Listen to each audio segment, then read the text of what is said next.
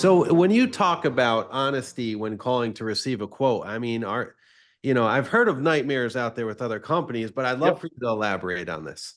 So no matter who you use, again, like you said, you always want to be upfront and honest, right? You're hiring a professional service to come into your home, and in order for that to go smooth, we need to know what's going on with your transaction, Mm-hmm. whether it's a home to an apartment, a townhouse to a new home. We just need to know as much as possible. And sometimes, customers might not realize exactly what goes into it. So when we're asking, how many boxes do you have? A lot of the customers don't know yet. So we try to rule of thumb, say, let's say 15 boxes per room. And then you'll have a customer, oh, I have way less than that. I'm a minimalist. Okay, great. Let's drop it down to 5 per room.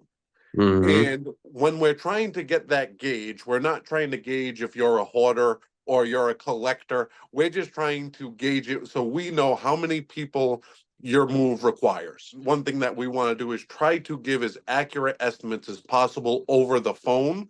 When you're a busy client and you only have 15, 20 minutes to talk about your move over the phone. You can't do an in-person type of meeting. Obviously, there are rooms that you might forget, or you might not think that the 5 end tables that you have throughout your whole home is a big deal. And normally it is not.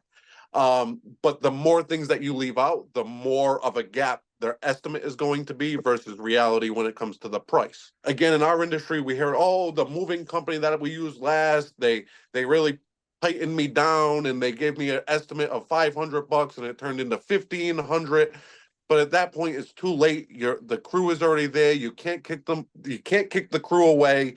You don't know that it was going to be that much more.